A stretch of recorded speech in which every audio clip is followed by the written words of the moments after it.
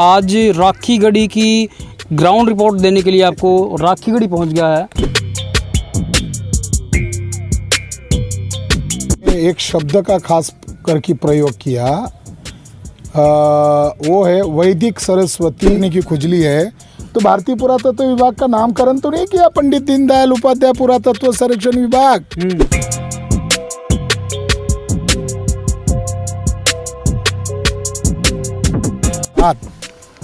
वसंत शिंदे को RSS BJP के लोगों ने मैनेज करके इसका जो 4700 साल पुराना डीएनए रिपोर्ट मिला है, मान्यता मिलनी चाहिए, क्योंकि डीएनए ने ब्राह्मण विदेशी है ये मान्यता दी है।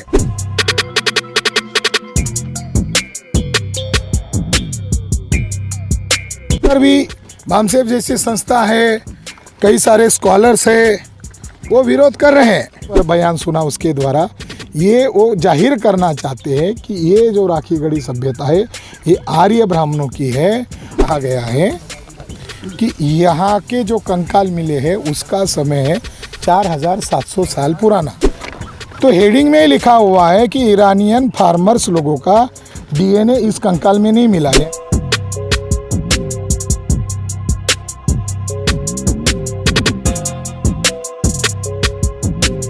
उसी के अंदर निकल जाता है। वो 16 देशों के साइंटिस्ट लोगों का ड्राफ्टिंग है। डीएनए साइंस कोर्ट में भी इस्तेमाल होता है विवाद को हल करने के लिए। अब डीएनए साइंस आर्कोलॉजी के भी पेचीदा मामले हल करने के लिए होता है। तो ये रिपोर्ट क्या कह रहा है चिल्ला चिल्ला कर?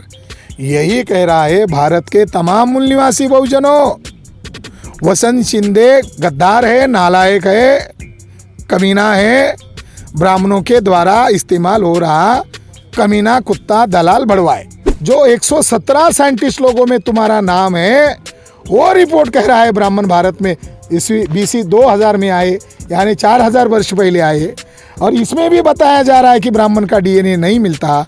तो क्यों बोल रहा है कि ब्राह्मणों का डीएनए इसमें एक है? तो एक खास बात है, भारत में ब्राह्मणों के आक्रमण हुए हैं, बात सिद्ध हो गई। राखीगढ़ी सभ्यता ये भारत के तमाम मूल निवासी बहुजनों की सभ्यता है। अब जो अज्ञानी समाज था, जिसके पास हमारी जानकारी नहीं जा रही थी, वो समाज फेवर में आ गया।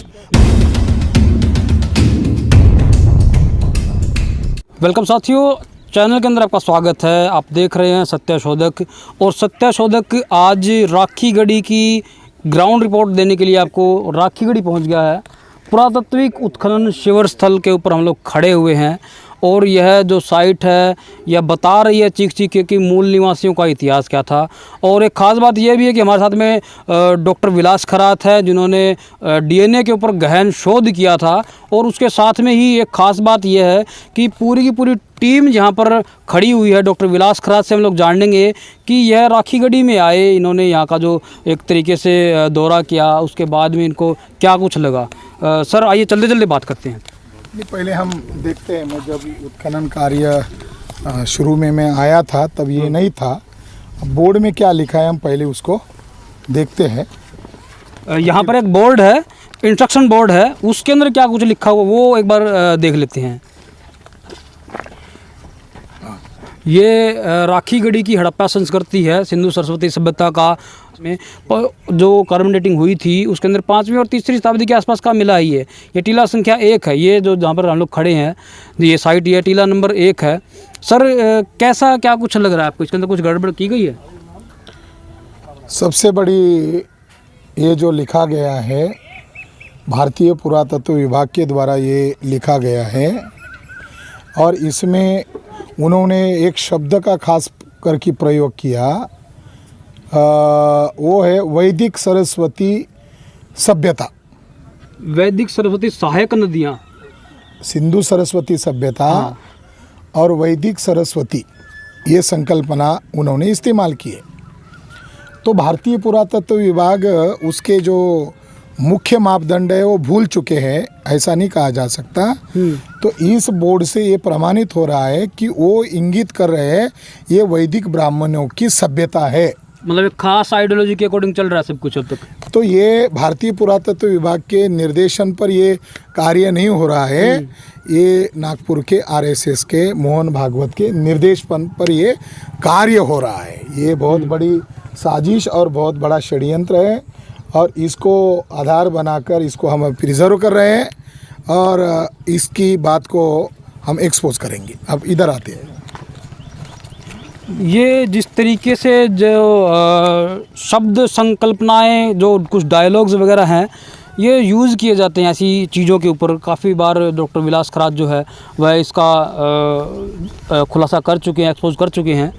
जैसे सर जो पुरातत्व विभाग जो है, दीनदयाल उपाध्याय लिखा हुआ है यहाँ पर भी,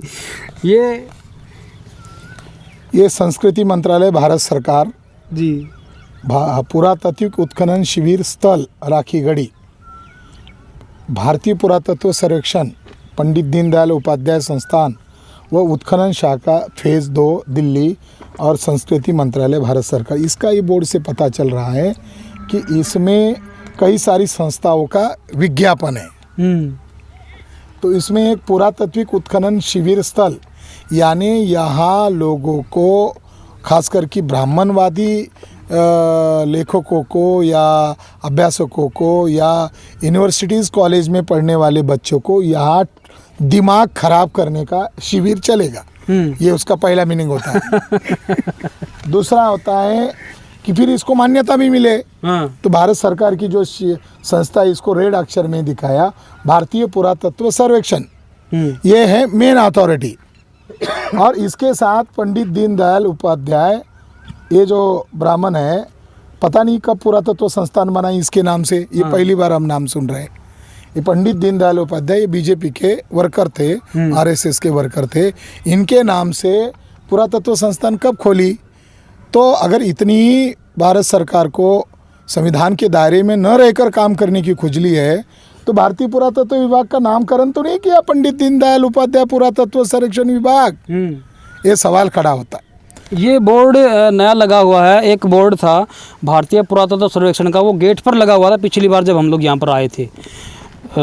काफ़ी कुछ ऐसी चीज़ें हैं। अभी हम यहाँ पर इसीलिए आए हैं, मैं लगभग 2015 में यहाँ आया था और यहाँ आम लोग, खेती करने वाले लोग यहाँ दिखाई देते थे। अब ये प्रिजर्व किए, एक अच्छी बात है।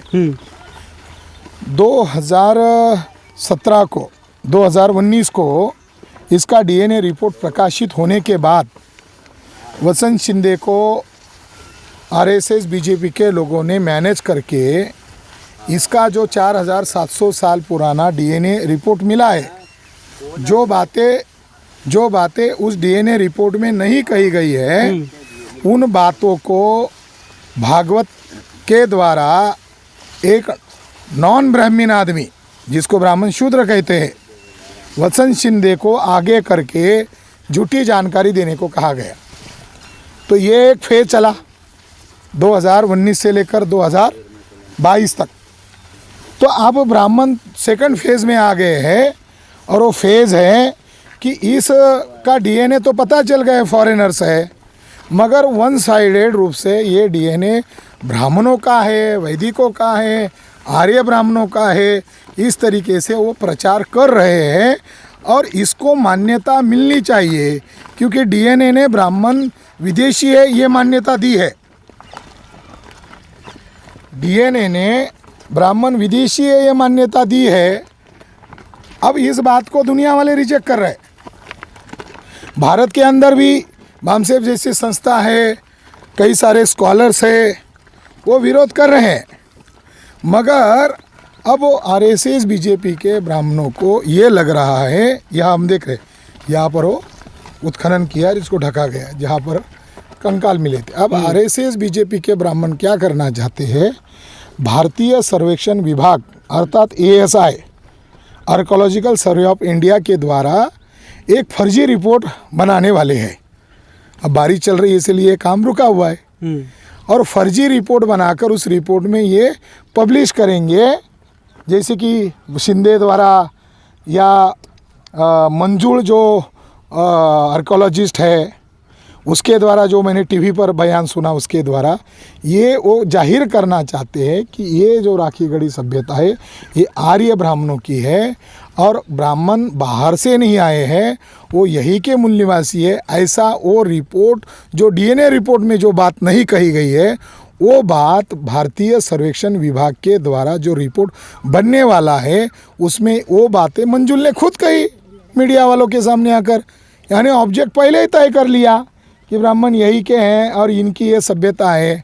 जिन ब्राह्मण को हल क्या होता है मालूम नहीं, हल को जो औजार होते हैं उनके नाम ब्राह्मणों को मालूम नहीं, ब्राह्मणों को मेहनत करने का काम मालूम नहीं है, जो कपड़ा कैसे बनता है वो मालूम नहीं, रोटी कैसी बनती है वो मालूम नहीं, मकान कैसे बनते वो मालूम नहीं। वो डीएनए साइंस पर बात कर रहे हैं, जो कि डीएनए साइंस उनके खिलाफ है। हाँ। तो भारतीय पुरातत्व विभाग एक अंतर्राष्ट्रीय कांड कर रहा है, केवल वो राष्ट्रद्रोही नहीं कर रहा है, वो भारतीयों के साथ राष्ट्रद्रोह कर रहा है। मगर डीएनए साइंस जो ग्लोबल है, जिसने ब्राह्मणों को विदेशी घोषित कर दिया है, उसके खिलाफ वो बकवास करने का काम कर रहे हैं। दुनिया वाले इस बात को मान्यता देने वाले नहीं है। एक बात सामने आती है, जैसे कि अगर राखीगढ़ी का जो डीएनए रहा है और जब इसकी रिपोर्ट आ जाती है, एक तरीके से 2019 से बड़ा चहल पहल में ये मामला रहा है, तो एक बात सामने ये आती है कि जो पुरातत्व की जो साइटें हैं उनकी तरफ जो विभाग है वो ध्यान नहीं दे रहा है, उनको नष्ट होते हुए देख रहा है आज के टाइम में। जैसे कि अब जो ये छोटे मोटे जो कंकड़ देख रहे हैं हम लोग, ये उस टाइम से था। ठीक है, वो साइट पुरातत्व विभाग का एक डिसिप्लिन है, वो केवल भारत में दुनिया में भी है कि कोई भी उत्खनन कार्य करते हो तो उसको मिट्टी में ढकाना नहीं पड़ता है, बल्कि उसको फिर से कोई काम कर सकता है, इसके लिए उसको जैसे थे वैसे स्थिति में रखा जाता है। कुछ जैसे कि हम लोग देख रहे हैं वहाँ पर बहुत सारी पन्नियाँ उड़ रही हैं, ये यहाँ पर एक शायद हो सकता है कि यहाँ पर कुछ कंकाल वगैरह, हाँ डिज़ाइन वगैरह था यहाँ पर कुछ। राखीगढ़ी डीएनए रिपोर्ट में क्या कहा है? राखीगढ़ी डीएनए रिपोर्ट में ये कहा गया है कि यहाँ के जो कंकाल मिले हैं उसका समय 4700 साल पुराना, एकदम इतना एशियंट है। इधर आओ, हम इधर। हाँ, ये जो मतलब ये है हाँ, मतलब यहाँ से कंकाल निकाले गए थे, ऐसा ये जो स्ट्रक्चर जो खुदाई है इसका एक अपना ही एक मतलब कॉमन सी एक जैसे कि एक बड़ी स्केल होता है, उसके अकॉर्डिंग ये देख सकते हैं कि हम लोग यहाँ से कुछ कंकाल वगैरह निकले हुए थे। हाँ, यहाँ भी निकले हैं और वो सामने जो है वहाँ भी निकले हैं। या मैंने खुद आकर सर्वे किया था। हम चलते चलते उस टीले पर जाएंगे जहाँ पर भारी मात्रा में कंकाल मिले थे। राखीगढ़ी डीएनए रिपोर्ट का ये कहना है, उसके हेडिंग में ही ये बात लिखी हुई है कि राखीगढ़ी कंकाल के अंदर प्राचीन भारत की जो बाउंड्री ईरान के आगे, तो ईरानियन फार्मर्स का डीएनए नहीं मिला है। ये पहला सेंटेंस है। और दूसरा सेंटेंस ये है कि स्टेप पैस्टोरलिस्ट लोगों का डीएनए नहीं मिला है। तो इसका मतलब क्या है? तो इसका मतलब ये है कि राखीगढ़ी में जो ब्राह्मण लोग हैं उनके पुरखों का नाम है स्टेप पैस्टोरलिस्ट।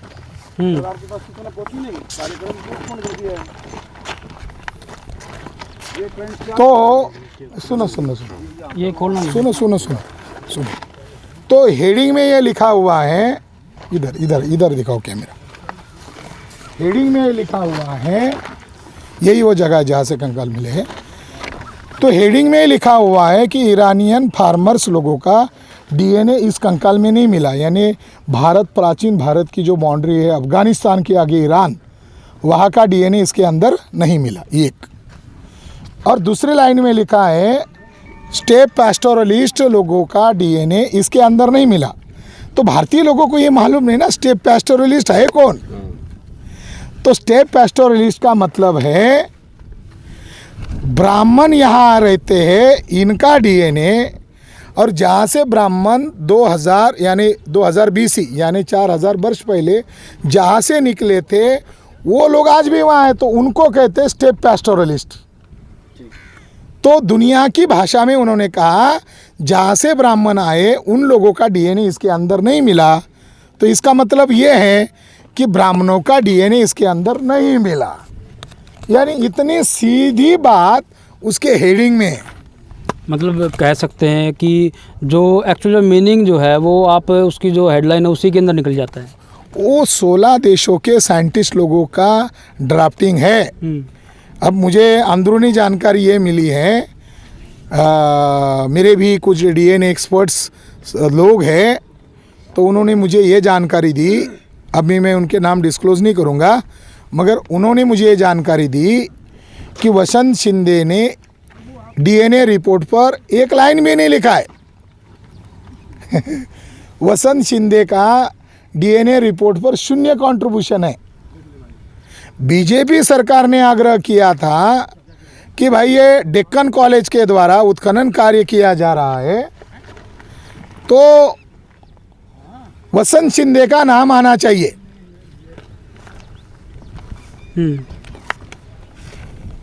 वसंत शिंदे का नाम आना चाहिए, ऐसा मोहन भागवत और बीजेपी के द्वारा प्रेशर किया था, और दुनिया वालों को लगा बेवजह झगड़ा नहीं करना चाहिए, चलो रिपोर्ट में इसका नाम डाल देते पहले नंबर पर। मगर रिपोर्ट का ड्राफ्टिंग वसंत शिंदे ने नहीं किया। क्यों नहीं किया? Shinde is a not DNA expert. Shinde एक प्रोफेसर है आर्कोलॉजिकल डिपार्टमेंट का। शिंदे साइंटिस्ट नहीं है। शिंदे की औकात कितनी है? शिंदे की औकात उतनी है जितना एक साधारण आदमी है। मतलब जो डेक्कन कॉलेज है उसको ये बताया जा रहा है कि ये एक डीएनए एक्सपर्ट का मतलब कॉलेज है, जबकि वो आर्कोलॉजिस्ट है उसके अंदर। डीएनए का उससे कोई संबंध नहीं है। एक ज्ञान शाखा है आर्कोलॉजी, और एक दूसरी ज्ञान शाखा है डीएनए साइंस। अब डीएनए साइंस कोर्ट में भी इस्तेमाल होता है विवाद को हल करने के लिए। अब डीएनए साइंस आर्कोलॉजी के भी पेचीदा मामले हल करने के लिए होता है। जैसे हड्डी है, तो ये हड्डी 4700 साल पुरानी मिली, ऐसी हड्डी दुनिया में कहीं भी नहीं है अवेलेबल। इतनी पुरानी। अब 2 बातें मैं आपको क्लियर करता हूँ आपके सत्य शोधक चैनल के द्वारा। 2018 में मार्च महीने में एक रिपोर्ट प्रकाशित हुआ, वो 92 साइंटिस्ट लोगों का था। और दुनिया के साइंटिस्ट लोग तमाम एशिया में और वर्ल्ड में फैले हुए पुराने कंकाल जितने मिले उसका स्टडी कर रहे थे। तो ये ग्लोबल स्टडी चल रहा था, बिल्कुल 92 लोगों का जी। अब उस रिपोर्ट में एक वसंत शिंदे नामक व्यक्ति भी उसमें शामिल थे, क्योंकि उनका राखीगढ़ी में काम चल रहा था, तो उन लोगों ने सोचा कि इसका नाम डाल दिया जाए, भले ही साइंटिस्ट ना हो। तो वसंत शिंदे अब 2 रिपोर्ट में, एक है 92 साइंटिस्ट लोगों की टीम में, जो साइंटिस्ट है उनके साथ ये हैं, क्योंकि ये प्राचीन डीएनए की खोज चल रही थी, उसके साथ ही एक डीएनए चल रहा था। वो डीएनए रिपोर्ट एक मार्च एंड 2018 को पब्लिश हुआ ग्लोबल लेवल पर। तो उस डीएनए रिपोर्ट में माननीय वसंत शिंदे भी शामिल है। इसका मतलब उनको वो रिपोर्ट मान्य है। उस रिपोर्ट में ये कहा गया है कि ब्राह्मण लोग यानी स्टेप पैस्टोरलिस्ट लोग अर्थात ब्राह्मण लोग भारत में BC 2000 में आए थे, और इंडस सिविलाइजेशन को उन्होंने 2000 से लेकर 1700 तक डिस्ट्रॉय करने का काम किया। इसका ये मतलब है, वो रिपोर्ट ये कह रहा है, ईसा पूर्व 2000 से लेकर 1700 तक वो सिंधु सभ्यता को नष्ट करने का काम कर रहे थे। तो 2018 का 92 साइंटिस्ट लोगों का रिपोर्ट कह रहा है ब्राह्मण भारत में आने का समय है BC 2000, आज के कैलेंडर के मुताबिक ईस्वी सन 4000। और ये कंकाल कब का है? 4700 साल पुराना। तो ये रिपोर्ट क्या कह रहा है चिल्ला चिल्ला कर? यही कह रहा है भारत के तमाम मूल निवासी बहुजनों, वसंत शिंदे गद्दार है, नालायक है, कमीना है, ब्राह्मणों के द्वारा इस्तेमाल हो रहा कमीना कुत्ता दलाल भड़वा है। ये कह रहा है, ये कंकाल नहीं बोलते मगर इसका रिपोर्ट बोल रहा है। क्या बोल रहा है? अरे 2000 में ब्राह्मण आए थे BC में, BC 2700 में नहीं आए थे। ये 4700 साल पुराना है। इसमें ब्राह्मणों का डीएनए क्यों नहीं मिलेगा? क्योंकि ब्राह्मण तब भारत में आए ही नहीं थे। ये अब तक की एक बहुत खुलासा करने वाली एक रिपोर्ट थी और राखी गढ़ी के ऊपर पूरे के पूरे विश्व की नज़रें टिकी हुई हैं। ऐसी जो निगाहें हैं, ऐसा लग रहा है कि अभी भी बहुत सारे राज खुलने वाले हैं, क्योंकि जैसे राखी गढ़ी की खुदाई हो रही है, ऐसी हरियाणा में बहुत सारी ऐसी आर्कोलॉजिकल साइट हैं, बहुत सारे टीले हैं, ऐसी छत्तीसगढ़ के अंदर मतलब बहुत सारी ऐसी साइट हैं जिनको जो विभाग है वो खोदना नहीं चाह रहा है। इसके ऊपर क्या कुछ कर सकते हैं? नहीं, वो तो मामला है ही है, वो गंभीर मामला है। इसके साथ जुड़ा और एक गंभीर मामला ये है कि 92 लोगों ने ये रिपोर्ट आने के पहले ही अपना रिपोर्ट जारी कर दिया। इसके ऊपर सबकी निगाहें टिकी हुई थी। तो उस दुनिया वाले साइंटिस्ट लोगों का धन्यवाद जिन्होंने ये रिपोर्ट आने के पहले अपना रिपोर्ट जाहिर कर जो 92 साइंटिस्ट। मगर इस पर भारत के ब्राह्मण लोगों में और जो खासकर कि अमेरिका यूरोप में बसे हुए जो ब्राह्मण साइंटिस्ट है, उन लोगों ने बवाल शुरू कर दिया। तो उनका यह आरोप था कि ये जो 92 साइंटिस्ट लोगों का रिपोर्ट सही है, मगर इसको एक्सपर्ट्स लोगों को दिखाए बगैर पब्लिश करना उचित नहीं है। अब उनका नज़रिया क्या है कि आप ब्राह्मण को दुखाने वाले रिपोर्ट पब्लिश मत करो, ये उसका गर्भित अर्थ था। तो दुनिया में उन्होंने बवाल शुरू कर दिया, क्योंकि उसमें ब्राह्मण के बारे में खोज थी। पूरे एशिया और दुनिया के डीएनए में ब्राह्मण कहाँ कहाँ गए और कहाँ कहाँ जाकर डिस्ट्रॉय किया, वो 92 साइंटिस्ट लोगों ने बताया। यूरोप में कब गए, इंडिया में कजाकिस्तान के रास्ते से, खैबर खिंड के रास्ते से कैसे आए, वो निकले कब थे वो भी बताया। वो निकले थे ईसा पूर्व 3300 में, यानी आज की कैलेंडर से अगर देखा जाए 5300 साल पहले निकले थे ब्राह्मण लोग, यानी स्टेप पैस्टोरलिस्ट लोग। और इंडिया में आते आते उनको समय हुआ BC 2000, यानी 4000 में आए, यानी लगभग 1300 वर्ष बाद यहाँ आए। ऐसा वो रिपोर्ट बता रहा है। उसमें जब विवाद हुआ तो उन साइंटिस्ट लोगों को भी बहुत बुरा लगा कि ब्राह्मण लोग दुनिया के साइंटिस्ट लोगों को परेशान कर रहे। तो उन्होंने क्या किया, और 25 साइंटिस्ट लोगों को 92 साइंटिस्ट लोगों में जोड़ दिया। तो कुल मिलाकर भी साइंटिस्ट कितने हो गए? 117। और जब ये राखी गढ़ी डीएनए रिपोर्ट सितंबर माह में फर्स्ट वीक में प्रकाशित हुआ, उसी माह में उसी तारीख को ये सेल इंटरनेशनल जर्नल है, उसी तरह उसका इक्वल दूसरा इंटरनेशनल जर्नल है, उसका नाम है द साइंस जर्नल में ये जो 92 वालों का जो डीएनए रिपोर्ट था उसको दूसरे ढंग से दोबारा प्रकाशित किया। तो ये रिपोर्ट में वसंत शिंदे मेंबर है। तो वसंत शिंदे की बात को तब माना जा सकता है, मैं इस चैनल के द्वारा या इस मौके के अवसर पर, इस धरातल की ये हमारे पुरखों की धरती है, मूल निवासी बहुजनों की धरती है। इस धरती से ब्राह्मणों के दलाल बने हुए वसंत शिंदे को मैं चुनौती देना चाहता हूँ। वसंत शिंदे, तुमने ब्राह्मणों से कुछ पैसा लेकर अपने ही लोगों के साथ गद्दारी शुरू किया। अरे उसके पहले इस बात का तो जवाब दे, जो 117 साइंटिस्ट लोगों में तुम्हारा नाम है, वो रिपोर्ट कह रहा है ब्राह्मण भारत में BC 2000 में आए, यानी 4000 वर्ष पहले आए, और इसमें भी बताया जा रहा है कि ब्राह्मण का डीएनए नहीं मिलता। तो क्यों बोल रहा है कि ब्राह्मणों का डीएनए इसमें एक है? तो पहले रिपोर्ट से तुमने इस्तीफा देकर बाहर आना चाहिए था, अभी भी उसका खंडन करना चाहिए था। मगर वसंत शिंदे के पास कोई औकात नहीं है। मैंने खुद वसंत शिंदे को इस रिपोर्ट के बारे में गलत बयानबाजी सारे मीडिया में किया था, तो वसंत शिंदे को लीगल नोटिस भेजा था मैंने कि तुमने उल्लंघन किया है आर्कोलॉजिकल जो लॉज है।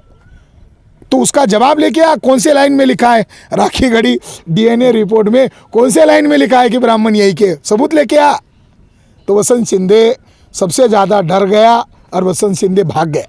जबकि रिपोर्ट तैयार करने में खुद वसंत शिंदे था, तब भी जवाब नहीं मिला। रिपोर्ट तैयार करने में नहीं था, वो एज नाम था, क्योंकि यहाँ एक प्राचीन कंकाल मिले हैं ना, इसीलिए भारत सरकार ने दबाव बनाया वसंत शिंदे को नाम दो, यानी वसंत शिंदे को पूछ लगाओ और वसंत शिंदे को दिखाओ।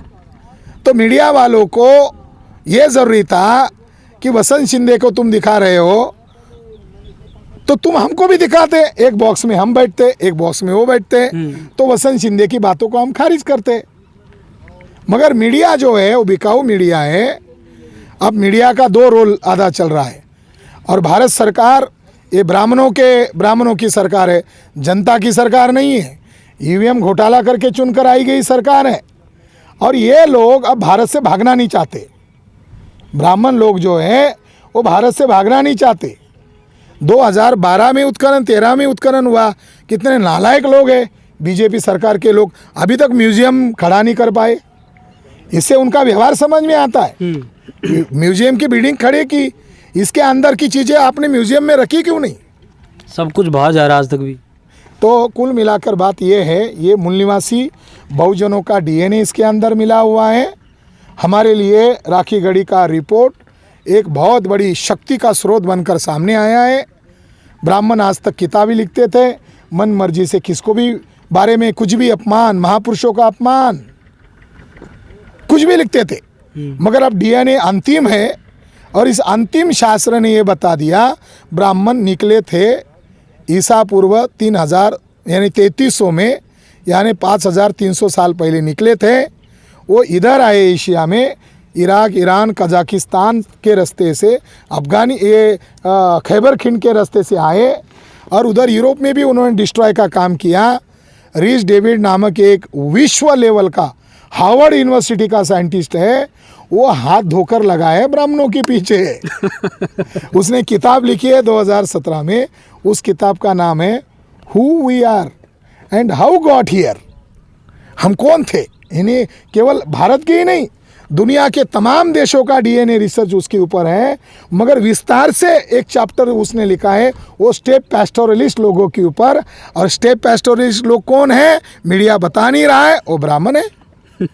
और उसका दावा है रिच डेविड का कि ये दुनिया में फैले, यूरोप में भी गए, ये आक्रांता है, जंगली है, हिंसक है। उन्होंने यूरोप में बहुत एक स्टोन हेंगे नामक सभ्यता थी, इसका तहस नहस किया, वहाँ की वंश को खराब किया। यहाँ उन्होंने वंश मिक्सचर नहीं किया है। एक खास बात है, भारत में ब्राह्मणों के आक्रमण हुए हैं, मगर उन्होंने वंश यहाँ मिक्स नहीं किया है। 3.5% ब्राह्मण पुरुष ही आए थे, महिलाएं नहीं आई थी। उन्होंने 3.5% महिलाओं का इस्तेमाल किया, तो अब वो इधर मिक्स नहीं हुए। तो उन्होंने क्या किया, जैसे यूरोप में वो मिक्स हो गए, क्योंकि वहाँ इतना कल्चर डेवलप नहीं हुआ था। इंडिया में इंडस सिविलाइजेशन की ये शाखा है, जैसे अब पाकिस्तान में वैसी ये शाखा यहाँ भी है। ये साउथ इंडिया तक आपको कई सारी साइट मिलती है, मगर भारतीय पुरातत्व विभाग उसको ओपन नहीं कर रहा है, क्योंकि जितना जितना मिट्टी से ओपन हो जाएगा उतना उतना वो नंगा हो जाएगा। तो एक नंबर बात, उन्होंने वर्ण व्यवस्था कैसे पैदा की, उन्होंने जाति व्यवस्था कैसे पैदा की, ये बात ये डीएनए रिपोर्ट से खुलासा होता है।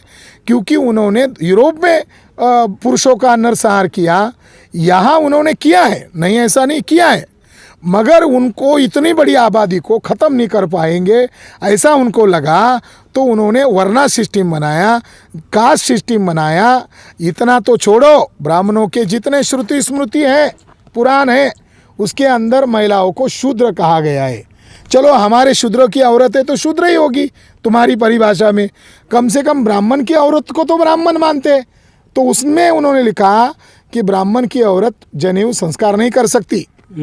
जैसे शूद्र वेद नहीं पढ़ सकता, वैसे ब्राह्मण की औरत भी वेद नहीं पढ़ सकती। तो इसका मतलब होता है ब्राह्मण ने अपने ही औरत को शूद्र क्यों कहा, तो डीएनए ने प्रूव कर दिया ब्राह्मण अपने साथ औरतें लेकर नहीं आए थे, वो तो आए थे आक्रांता जंगली लोग, तो उन्होंने यही की औरतों का इस्तेमाल किया। तो इतिहास से ये बात शामिल हो गई, बात सिद्ध हो गई। राखी गढ़ी सभ्यता ये भारत के तमाम मूल निवासी बहुजनों की सभ्यता है। वसंत शिंदे द्वारा और आरएसएस बीजेपी के द्वारा जो इस्तेमाल किया जा रहा दलाल मीडिया है, वो मिथ्या बातें हैं। अगर उनको लगता है उनकी बात सच है, तो हमको और भागवत को आमने सामने बिठाओ, दूध का दूध पानी का पानी कर देंगे। ये एक ख़ास तरीके की चुनौती है जो विलास खरात और वामन मेश्राम वामसिफ के मंचों से मोहन भागवत को सीधी सी चुनौती दी जाती है, और हर कार्यक्रम में लगभग दी जाती है।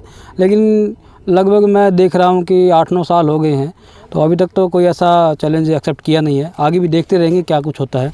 हो गया सर।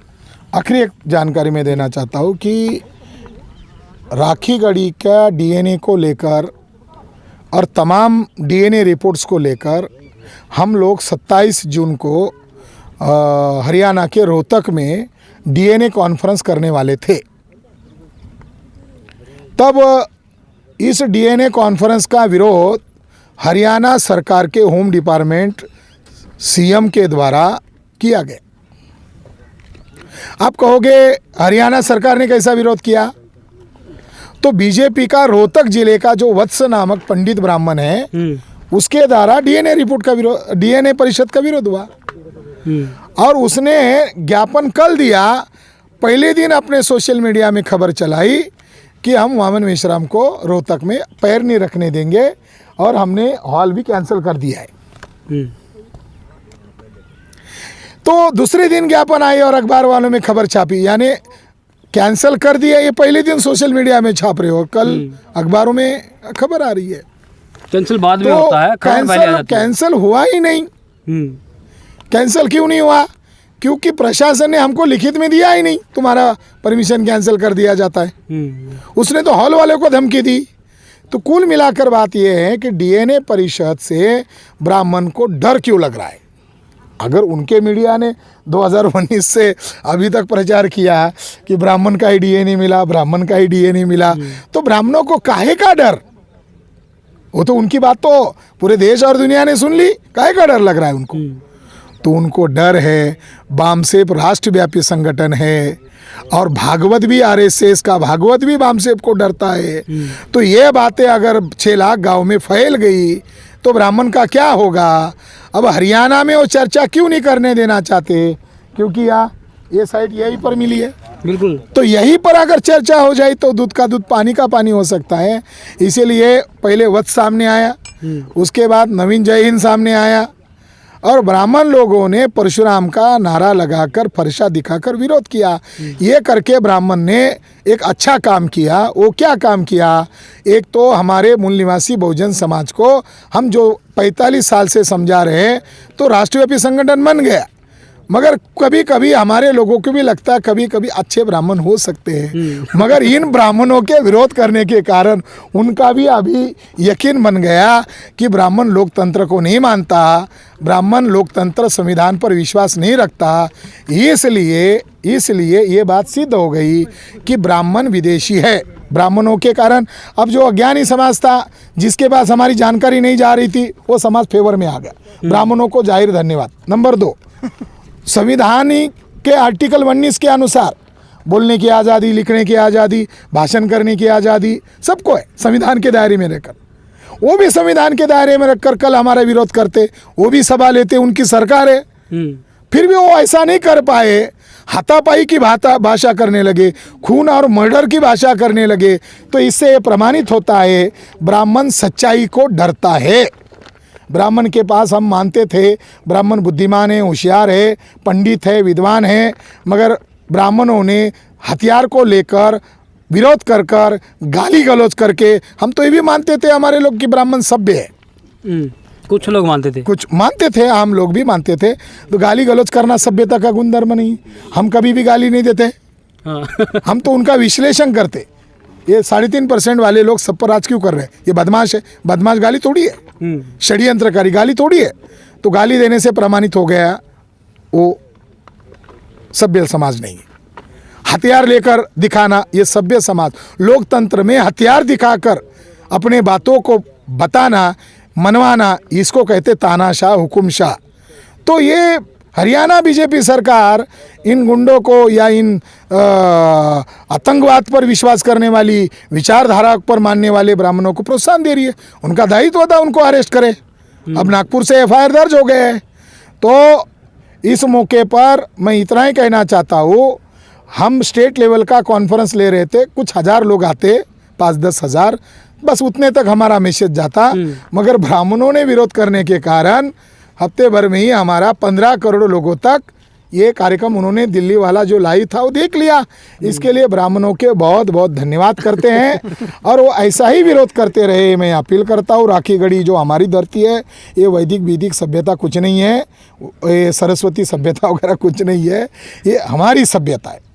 दूसरा, राखी गढ़ी जैसे पवित्र मूल निवासी बहुजनों के धरती से ये मैं भारत के तमाम मूल निवासी बहुजनों को संदेश देना चाहता हूँ कि जिन ब्राह्मणों का संविधान पर, लोकतंत्र पर यकीन और विश्वास नहीं है, उन्होंने हमारा कार्यक्रम को विरोध नहीं किया, संविधान ने दिए गए अधिकारों का विरोध किया, तो ये संविधान का अपमान है। और हरियाणा गवर्नमेंट ने दिखाया कि हरियाणा में संविधान खत्म हो गया है, ये उन्होंने अपने आचरण से दिखाया। इसलिए माननीय वामन मेश्राम साहब ने दिल्ली में 27 जून को डिक्लेयर किया, उसकी तैयारी ऑल इंडिया में चल रही है कि 15 अक्टूबर को राष्ट्रीय स्वयंसेवक संघ अर्थात RSS के मुख्यालय पर 5 से 10 लाख लोगों का मोर्चा हम लेकर जाने वाले हैं। तमाम मूल निवासी बहुजनों को इस राखी गढ़ी के धरती से जो आप तैयारी लग रहे हो, ज़्यादा तैयारी में लग जाओ। धन्यवाद।